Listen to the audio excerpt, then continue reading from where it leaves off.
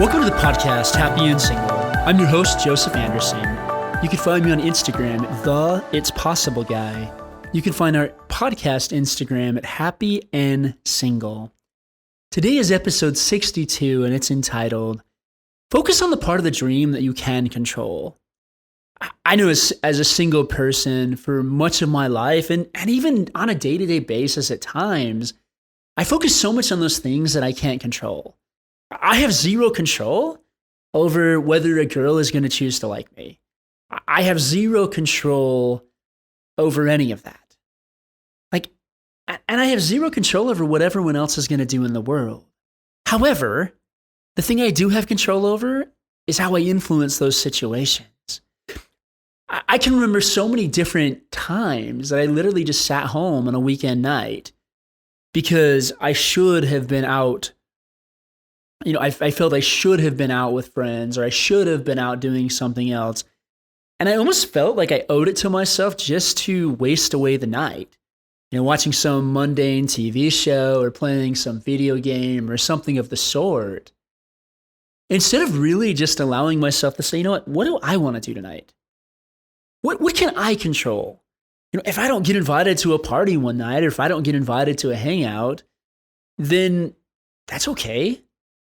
I might be able to do so much more at my house anyways. And how many times do we get invited to the party or the hangout and be like, oh, this is really lame? I mean, we all do that. I remember a particular instance. I was actually at a party, and one of the guys there felt that the party was kind of lame. And so he went to this other party, and I'm like, oh my goodness, I didn't get invited to that party. Only to find out later that the other party really wasn't that great. Isn't it funny how we do that though? Like we leave so much of what we can't control. We focus on. I have zero control over what anyone does in the world. And I'm learning that. And you have zero control over it as well. One of the things that we do a lot of times is we focus on our past. We focus on our past, and from different conversations I've had with people over the years, like they're so frustrated about whatever their ex did to them, or whatever their children or anything else that they have zero control over, like zero control whatsoever of what those people do. Like you can't do anything about what somebody else says or does. You just can't. I mean, if you happen to be a single parent, and I'm not, I'm an uncle, but if you happen to be a single parent, you realize that. You're like, I will force my kid to do this thing. And we do the whole bargaining things with them of, okay, so here's the deal. If you don't do this, then you're not going to play video games for the entire week. And then after a while, we start realizing to, not promise to take so much away, because there's a lot of times they're just not going to do it anyways. And that's just life. Like, why would we think our life is going to be any different? There are things that we just can't control. But how much of our effort and energy do we put on those things? I mean, even when it comes to a dream, there are so many things that are so far outside of our control. So many things. I can't control. I remember a story that Steve Hardison tells of working with a football player named Deuce Latui. Originally, he was trying to connect with a different football player, but he contacted the one that he knew, Deuce Latui, and the other guy that he wanted to work with had no desire whatsoever to work with him. But Deuce actually did have a desire to work with him, and Steve Hardison was able to actually help him out quite a bit. And it's interesting though, because if Steve would have said in that situation, oh my goodness, I have to work with this individual, he would have missed the opportunity that was right in front of him. And we do that at times with relationships. I'm not saying we do that all the time. And I think plenty of times there's opportunities right in front of us that we're not really interested in, and I think that's totally okay. But when it comes to our dreams, we have to stop worrying about what anyone else thinks they can control. I wanted to work with a particular Arsenal soccer player. So Arsenal's a team that plays out of England. I've followed them now for quite a few years, and I wanted to work with a few of their guys. And so I actually reached out to one of my mentors that knows a lot of people, and I said, "Hey, I did it in a very fun and playful way, but the gist of it was, hey, you do you happen to have, like if our at the time Arsenal was really struggling, and I was like, hey, do you happen to know, any connections to Arsenal?" And because when our two teams play, like he likes a different team than I do. When our two teams play, it's gonna be not very fun to watch if Arsenal's not even close to good. And so I did it in this fun, playful way, and he even responded. He's like, "Hey, Joseph, I actually don't. I don't have those connections." But then he said something really interesting. He said, "But keep going, because funny things happen." Well, isn't that interesting? Like we worry so much about the things that aren't happening in our lives that we're not noticing all of these miracles and all these really cool things that are moving us towards our dream. So one of the things I don't do near enough, is visualization. And funny enough, like last year I did it, and I would say the statement over and over and over, and I'm kind of shifting some of that, but I would say the statement over and over and over of what I really wanted. And I actually found myself, my parents decided to flip a house, and so I actually ended up in this pretty nice house that we were flipping.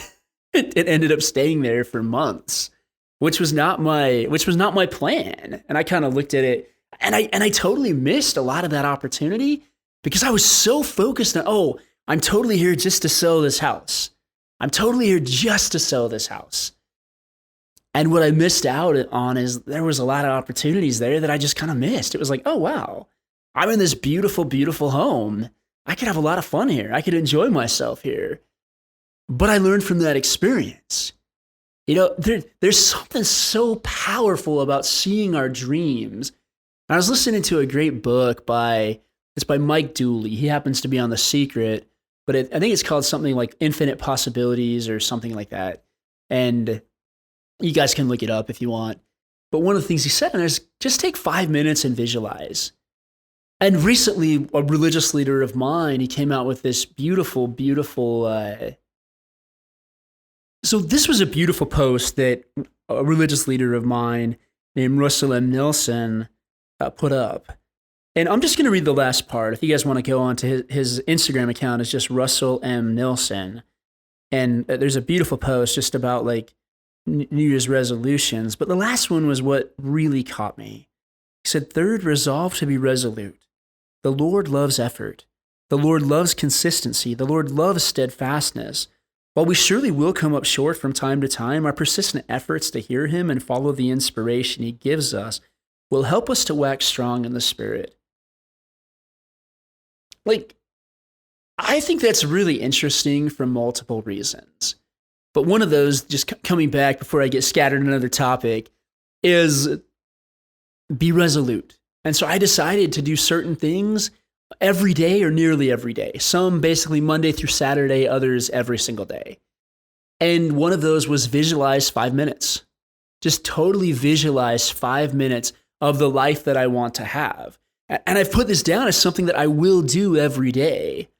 Well, I mean, funny enough, I was visualizing speaking, basically speaking in front of a group, and all of a sudden an opportunity came up to speak in front of a group. And I just find that really funny. Like, I find that really, really funny.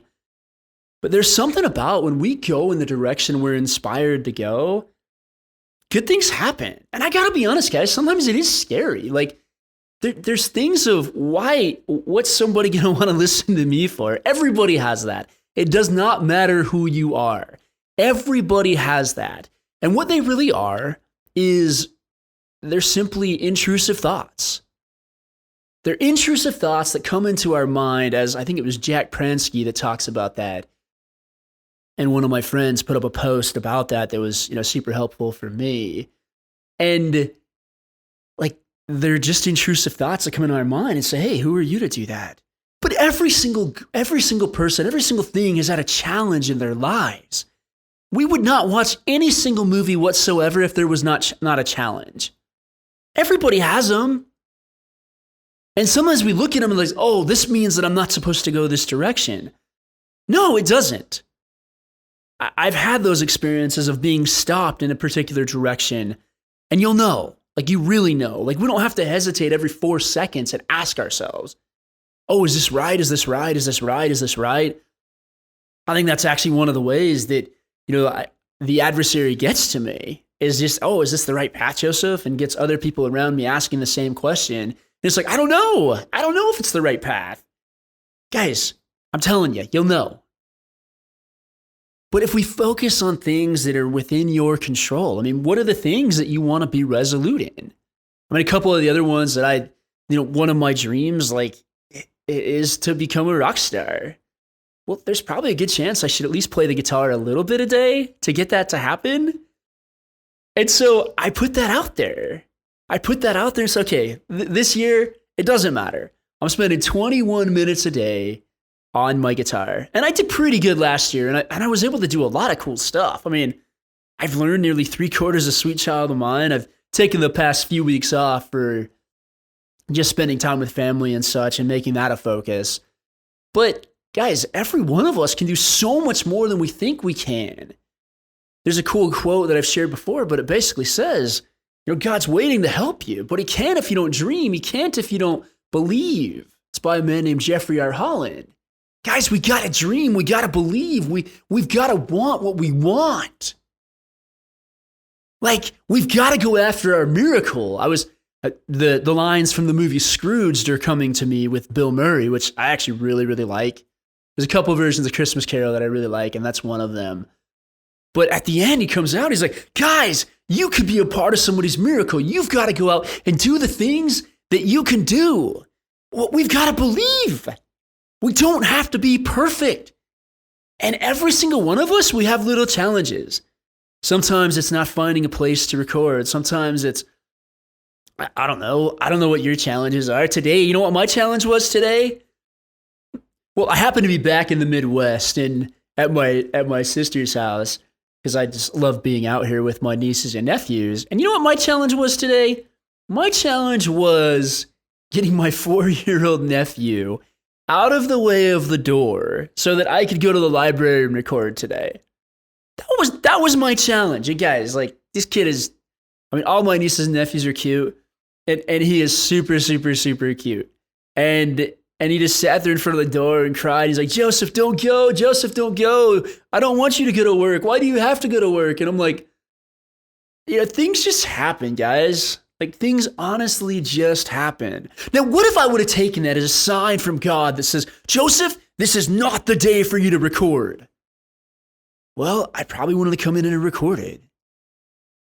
We take so many things for signs that just aren't. Guys, you're going to have challenges. I love spending time with my little nephew. But honestly, I like having the best of both worlds. I love hanging out here, and I also love working. I love what I do. I mean, I truly, truly love having conversations with people that are totally able to change their lives. I love it. I love it, love it, love it, love it. So I want the best of both worlds, though. Well, you know what? I actually, on the way over, I kind of visualized my nephew being happy that I was going to the library and working and giving me a big hug. We'll see if that ever happens. Actually, he's gotten a lot better at letting me go work out. So, like, we've got that part mastered. But as far as going off to work and, we've all got challenges. But at the end of the day, we all have a work to do. We all have a work to do. So speaking of work, there's a story in a book called the Book of Mormon, in a chapter called Ether 2, in where God basically comes, and this guy and his named the brother Jared and his people, they dwelt in tents upon the seashore for the space of 4 years. So basically, they were hanging out on the beach. And after 4 years, the Lord came to the brother Jared and stood in the cloud and talked with him.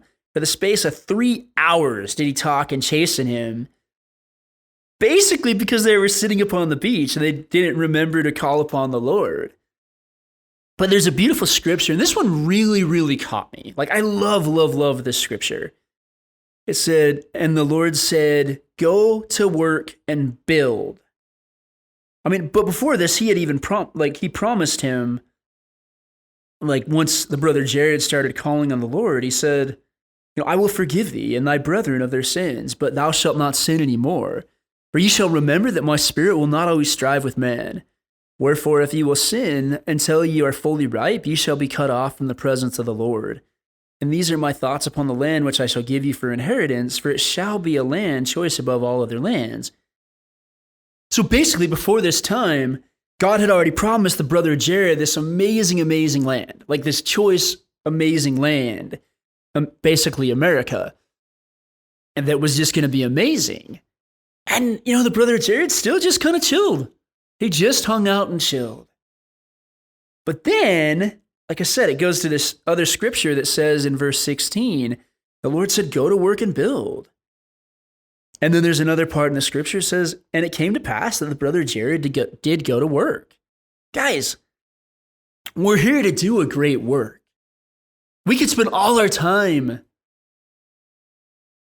dreaming and wondering about these things that we want to create. But at the end of the day, we got to go create. We got to go make things happen in the world that we want to see in the world.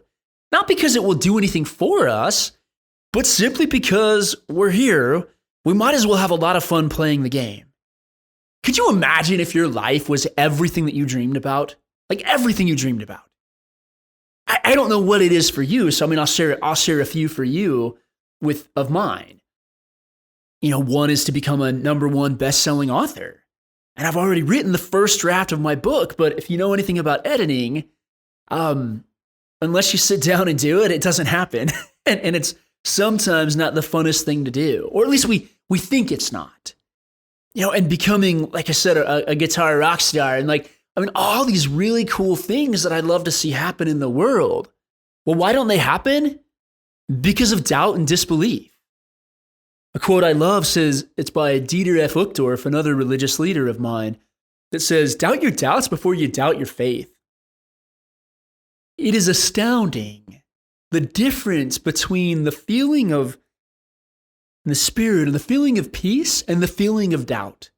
No, please understand, that's something that I'm still learning, and I think it's something every one of us is still learning, and we all get confused.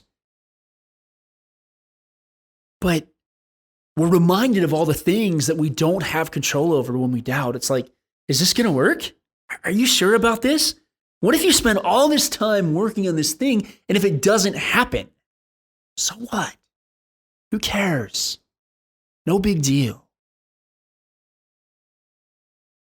What if you put, I heard once, this isn't my quote, but I heard once that worry is simply a misuse of imagination.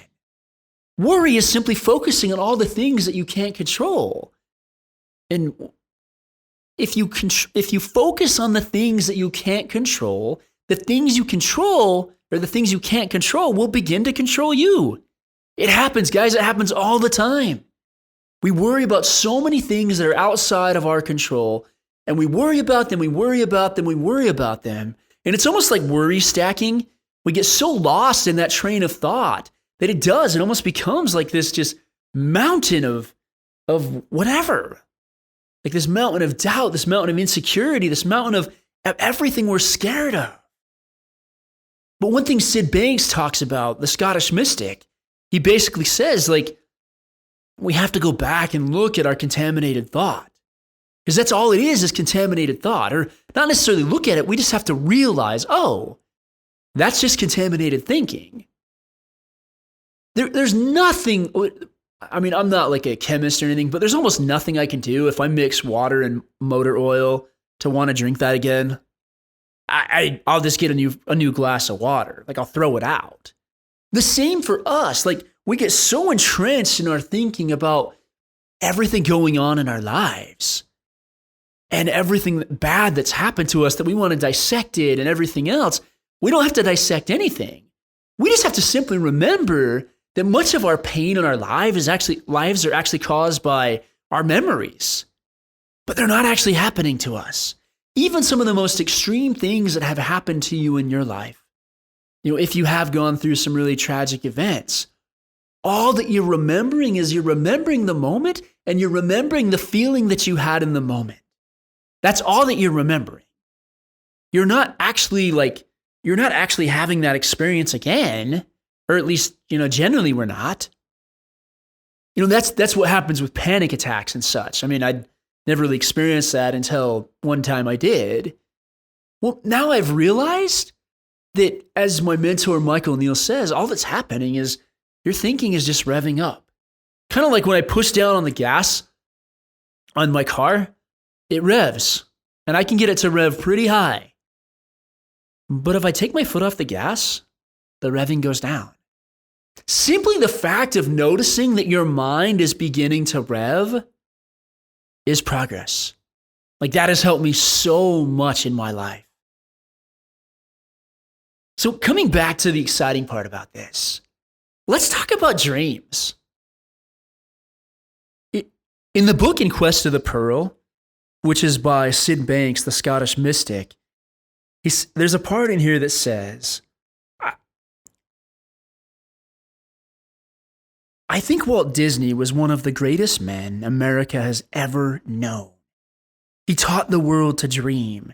He taught children from 1 to 100 how to use their imaginations. He brought humanity a lot of love. When his countrymen needed him, he served them well in his own unique way. That's one American I take my hat off to. Without dreams, we really have nothing. And he taught millions the possibility of dreams coming true. Now, after that, this other guy says to him, I'd never heard Jonathan speak quite so wistfully. I asked him, do you really believe in dreams coming true? He looked me straight in the eyes for several seconds before he replied, you should believe in them, Richard. Yours came true, didn't they? Weren't you healed?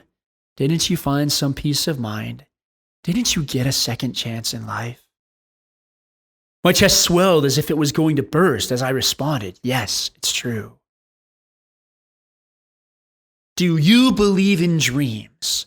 Do you truly believe that you can have anything in your life that you want? And if not, why? I host a weekly call on Mondays that anybody can come and be a part of and ask me questions, even receive coaching. And one of those calls, I shared something with somebody that was talking about all the worry and frustration they were having in their life. And I said, if you had a pile of black bricks and a pile of white bricks, and if the black bricks represented all of the negative thinking and worry and everything else that you've had, like every moment that you spend in that place is another brick on that house or on that building. And every moment you spend actually building and focusing on the things that you want to happen in your life is the white bricks. Which tower would be bigger? And the individual said, in her case, she said the black bricks. Well, I actually think it's a lot that way for plenty of us. Like, not singling her out by any means. Like, there's so much time I have wasted on building out of those black bricks, those negative thinking that getting caught up in my thinking even. And I haven't spent near as much time focused on the white bricks, focused on the solutions, focused on the creation process. What if you focus most of your time? I'm not even saying all of it. Let's say, like the 80-20 Pareto principle. What if you spent 80% of your time focused on and actually creating the things that you wanted to create in your life? For example, like with myself, I used to think songs were way too hard to play on the guitar. I mean, goodness, Sweet Child of Mine was so far out of my zone. So far. No, that's on that shelf for really good guitar players to play. Well, over the past 6 months or so, I've gotten about 3/4 of it down. Now, some would say, building up the black bricks, Joseph, you have spent 6 months of your life learning part of one song and you haven't even finished it? Come on, man. You should work harder. You should do more. Now, the other part of that is, oh my goodness, Joseph, you have learned 3/4 of a really, really challenging song. Awesome job. We got to cheer for ourselves. And I might do a whole podcast on this next thing that I'm going to say, but my little 4-year-old nephew will literally start cheering for himself. He'll say, ah, see, ah, see, ah, see, ah, see, ah, see. His name's Austin. And I love it. I think it is the coolest thing in the world. Guys, we got to cheer for ourselves. There is enough forces out there that are trying to rain on your parade. And you don't have to stop them. You just have to continue anyways. Now, there's this wonderful story. It's also in the Book of Mormon. It's in 1 Nephi 8. And I think it is an amazing parable. It's an amazing story and it's an amazing vision as well. But one of the things I see in there as well is all of these people they start working and progressing towards this tree. Now, some of them, when they start working and progressing towards this tree, all of a sudden they look and people are pointing at them and laughing at them. Like that movie, they're all going to laugh at you. Like everybody, like they're all laughing and the people are ashamed and they drop the fruit that they're eating. And then there's another group that they go forward and they partake of this fruit of the tree, which represents the love of God. And they partake of this and they love it. And they just cherish that experience. Well, and it says they caught hold of this rod of iron. Well, this rod of iron represents the word of God and every single one of us. It doesn't matter which one of my mentors talks. They all talk about something like this. You know, in my religious background, it basically, we define it as the Spirit. We just, and we define it as, the Spirit speaks to me. One of my mentors that's not religious, he defines it as inner wisdom. But bottom line, there is a voice speaking to you. I believe it to be Heavenly Father speaking to us. And he's telling you what to do all the time, and we just have to listen. And so all you have to do is take the next step and the next step and the next step. But what we do is say, oh, I could never finish that song. Well, can you play one note? Could I play one single note of Sweet Child of Mine? Well, yeah. I just have to put one of my fingers on the 12th fret of whatever particular string that is, and I can play the first note. Oh my goodness. And then I can play the next. And then I can play the next. And then I can play the next and the next and the next and the next. It is incredible what happens. Like one documentary that I enjoy plenty of documentaries, but one I've really enjoyed lately is the Get Back series on the Beatles. I want to level with you because I know, certain people don't appreciate swearing on my podcast. There's a decent amount of swearing in the Get Back special, but it is just amazing. Like it is just incredible. You know what they do? They sit around and play music all day long, and they get mad at each other and they get frustrated at each other, and like they just do. They're just there, and I mean, at one point, one of the band members just gets up and leaves the band. Kind of like if you guys happen to watch, I saw it on SportsCenter this morning, but one of the Buccaneers players just up and left during the game and quit, quit during the game yesterday. Well, how many of us do that? How many of us get frustrated and upset and things aren't going our way and we're like, you know what? I'm going to take my pads off. I'm going to throw my shirt into the stands and I'm done. All of us have done that, guys. But guess what? The same way that player hopefully can come back to the league and get all of his stuff straight, every one of us can too. Every single one of you can still go after what you want to go after. it is always better now than never. I know people say it's always better late than never, but I really like it to say it's always better now than never. Because later never happens. Tomorrow never comes. We build up a ton of yesterdays, but tomorrow never comes. In the Bible, it says, taking no thought for the morrow. Taking no thought for the morrow. Stop thinking about tomorrow. I think that's actually a song. Stop thinking about tomorrow. Start thinking about today. Or something along those lines, right? I mean, not that you guys can answer back because this is a podcast. But I'm almost positive it says something like that. What if you focus so much more on building that building of pure white bricks, of awesome things that you're creating in the world, instead of the other one that you've been spending your time on? Guys, the conditions in your life are never going to be perfect. Like when I'm here at my sister's house, I feel totally motivated and inspired and excited, but I've got really cute little kids running around and wanting me to play with them. And when I play with them, I'm thinking about working. And sometimes when I go work, I'm thinking about playing with them. Like, it never ends. If you're thinking like, oh my goodness, I want to spend all this time with my kids, or, they're growing up, awesome. But you can have your cake and eat it too. I really believe that. You can have your cake and eat it too. You get to design your life. I've designed my life in such a manner that I can come out and I can visit my sister quite often and visit my nieces and nephews. And I can also go home and work on other stuff. But as the flip side of being here is when I'm back home, a lot of times I'm missing them. Like, there is such an inspirational joy and excitement.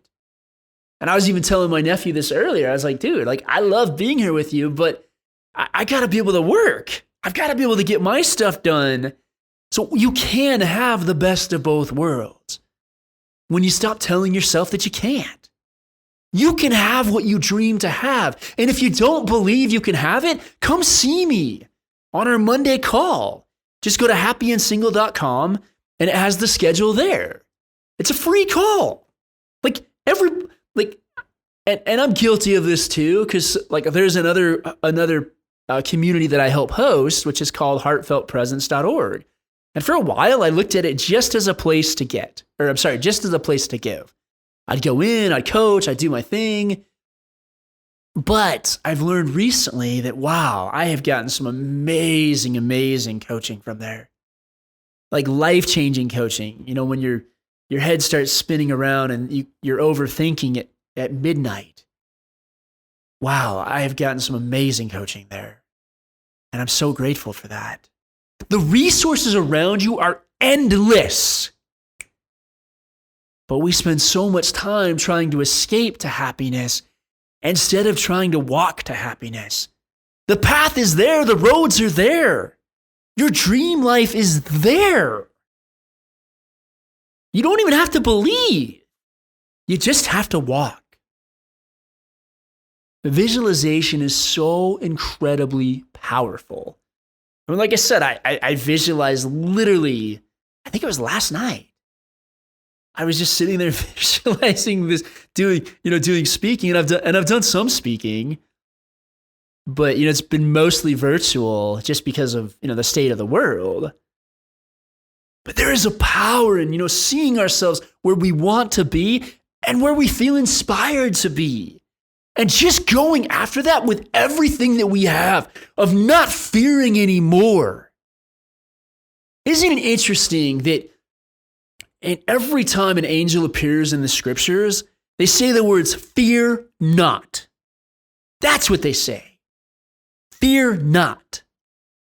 And there's another scripture that I really enjoy. And if you just look up DNC 636, it says, doubt not, fear not, and look unto Christ in all things, in all thy thoughts. When we're doing that, our life can be amazing because we're not so filled up with doubt and fear. We're actually we're pressing forward. Now, one other really cool thing about that, the the tree of life vision that I was talking about in 1 Nephi 8 before, immediately after they started down their path, all of a sudden, a great mist of darkness came out. That's how it works. We get a goal, we get excited, and instantly this great mist of darkness just pops up, and it's like, oh no, I must be on the wrong path, because otherwise it wouldn't be dark, there wouldn't be hurdles, there wouldn't be anything. There is a reason after every Disney movie it says, and they lived happily ever after. Why don't they make a movie about that? Because nobody wants to see it. And you know the funny thing? Nobody wants to live it either. Every one of us, we want to have challenges. We want to grow. Like, challenges are the Play-Doh with which we are able to create our world. It's how we grow. It's how we develop. It's how we do everything. When you start dreaming, you're going to see challenges. And a lot of times they come from the places that you don't want them to come from. Like a little 4-year-old nephew crying in front of the door saying, Joseph, please don't leave me. Please don't go to work. Don't go to work. Stay and play with me. That's what happens, guys. But we have to be resolute. We have to say, you know what? I love that aspect of my life. I absolutely love spending time with my nieces and nephews. And I also love the work that I do. You really can have both. If you think you can't, take some thought. Like, visualize it. Like, visualize you seeing yourself being really, really happy when you're with your children. And visualize yourself as they go out the door to school or whatever, being super excited about the work that you get to create in the world. Every one of us has a great work to do in this world. Every one of you. I don't care who you are. And you know what? There's a quote that says, stop asking what the world needs, because what the world needs is people that come alive. Sometimes we think something else might be so noble and so incredible to do. But if it's not lighting you up, if you're not feeling that joy inside you, it might not be your thing. And it's okay. A lot of times around some of those things that we feared or worry about, we just have to understand a lot of times our thinking is just revving up. That's all that's happening. And sometimes we have to tweak our schedules a little bit, but we have to hold firm to what we know. We have to hold firm to what we feel. What are your dreams? What do you want to see created in the world? Start visualizing that. We can watch 22 minutes or whatever the number is of a show without blinking. And oftentimes we can watch 2 or 3 because, thanks to all the streaming services, they have that auto feature which sends you right to the next movie. Well, what if you take a few minutes before that? Like, one thing that I've done, because sometimes if I end up in, I enjoy playing video games at times. Actually, I've not near as much as I used to. But what happens is oftentimes I'll get trapped in this vortex. Because oh no, I have to win. And a lot of the guys I play are way better than me. And so I just decided after every game, it's just to give you an idea, it's probably about 20 minutes or so. I made a rule that said, you know what? After every game, I've got to take at least a 5-minute break. And I've got to go do something productive. Whether that's reading a book, whether that's pulling out my guitar, whether that's singing. It doesn't really matter what it is. It can't be sitting there looking at Instagram for 5 minutes. That doesn't work. And you know what? Yes, sometimes I'll still go back and play another game, but that desire is so much lessened. It's amazing. A lot of times we're just caught up. We're just caught up in this vortex, this quicksand, this pit. But if you take the tiny steps, over on Instagram, we have what's called the It's Possible Challenge over on the It's Possible Guy page. Because if you spend 21 minutes doing something you really love to do, you're going to be amazed how far you get. And it's interesting, even the days that I take off, you don't just lose the progress of that day, you lose the progress from the day before too. Even if you just show up and half-heartedly do whatever you're going to do, it's better than not doing it at all. Go boldly in the direction of your dreams. Boldly. There's a quote around that. I'm not remembering what it is, but there's something around there. There is a quote called Dare, that if you look up Dare Greatly by some person, I know I'm being very articulate. So I actually looked up the quote. This is a quote by Theodore Roosevelt. It is not the critic who counts, not the man who points out how the strong man stumbles, or where the doer of deeds could have done them better. The credit belongs to the man who is actually in the arena, whose face is marred by dust and sweat and blood, who strives valiantly, who errs, who comes short again and again because there is no effort without error and shortcoming, but who does actually strive to do the deeds, who knows great enthusiasms, the great devotions, who spends himself in a worthy cause, who at the best knows in the end the triumph of high achievement, and who at the worst, if he fails, at least fails while daring greatly, so that his place shall never be with those cold and timid souls who neither know victory nor defeat. If we don't go after our dreams, we won't know victory and we won't know defeat. We'll live that half-hearted, mediocre life, but we won't have even tried. It reminds me of a movie. I think it was called Take Me Home Tonight that I saw edited on TV. But basically at the end, it says this character is really frustrated, and his dad is a cop. And he pulls him over and he's like, "Dad, I'm a failure. I messed up." And his dad's like, "No, you're not a failure. To be a failure, you actually have to try. You actually have to go out and do something." Guys, plenty of my life, I've been handcuffed. I've been handcuffed by doubt. I've been handcuffed by fear. I've been handcuffed by insecurity. I've been handcuffed by the thoughts of, I'm not doing enough. I need whatever, like insert whatever there. But it's about the man or woman that dares greatly. Stop doubting yourself. Stop fearing all the things that can happen. Start focusing on the things that could happen that are good. See all the amazing things happen in your life. And you could try it for just 5 minutes. 5 minutes a day of spending dreaming.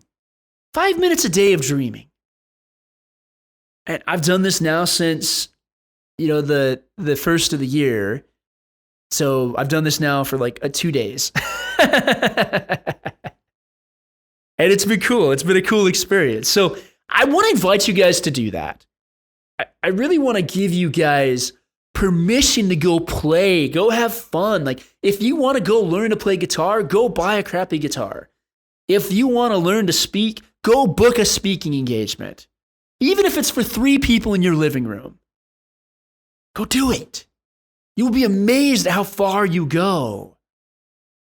I happen to be reading a book by this popular coach that happened to start much later than I did, but she's found a lot of success and very well known. Well, I can use that as inspiration, or no, she succeeded because she was supposed to. Guys, every one of you have so much ability, so much potential, so much power.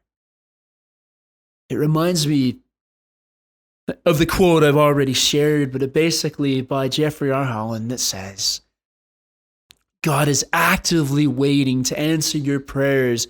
He's actively waiting. But he can't if you don't hope, and he can't if you don't dream, and he can't, in short, if you don't believe. And I believe that believe is the same as faith, but it's an action word. Faith is a word of action, even if that's the tiny step of calling a person, the tiny step of making your first sales call, the tiny step of getting a guitar, the tiny step of even booking a lesson. Whatever it is for you, go and do it, dare greatly, and then you'll either know victory or defeat. And I just want to add, if you truly can't dream about the great life that you can have, contact me. Let's sit down. Let's set up a meeting. Let's set up a time to sit. Even if you don't think you can afford coaching, with people that are seriously interested, I will sit down with. As long as I've got room in my schedule, I will sit down with you. And even if you don't think you can afford it, maybe we can make it work. It's astounding when you go in the direction of your dreams of what really happens. My mentor that I've been working with now for the past 4 years in more of a group coaching setting. Well, when I first met him 4 years ago, I immediately thought that I didn't have the ability to work with him, and so I didn't even try. I didn't even try to figure out a way to come up with, and it was a very large amount of money to come up with. And I just simply said, you know what? I'm not going to worry about that. I got to be honest. If I had, I would have gotten what I've got in the past 4 years in the first year. It makes such a difference when we get a mentor, somebody that truly believes in us and helps us get where we want to be. So if that's something you're looking to do, feel free to reach out and we can make it happen. Now, if you've made it to this point in the podcast, I'd like to invite you to go ahead and subscribe to the podcast. I don't know how you got here, but that way, if you ever want to get back here again, it's right there for you in your subscriptions. And if you haven't already joined us, one of the really cool things that I do that's free for anyone that would like to participate is each Monday morning at 10 a.m. Arizona time, I host a group coaching call for Happy and Single. Anyone is welcome to come on, and you can even receive a little bit of one-on-one coaching time with me, depending on how many people are in the call. Now, every now and then that schedule changes, so you can go to the website happyandsingle.com to be able to look at the schedule and also to be able to find the link to the Zoom room. Now, at the same time, if you would prefer a more one-on-one type of coaching experience where you can sit down and share your hopes and dreams and just kind of the stuff going on in your world, then there's another option available for you as well. Now, the bulk of my business is actually doing one-on-one coaching. If that's something you're interested in exploring, I've got a few spots open in my coaching practice. You can just message me on Instagram at the It's Possible Guy, and we can sit down and have a chat. And it doesn't matter where you're at in the world. I've worked with people across the world. I do everything over Zoom, so it actually makes it pretty easy. Thank you guys so much again for listening. And go out and live your adventure. Thank you.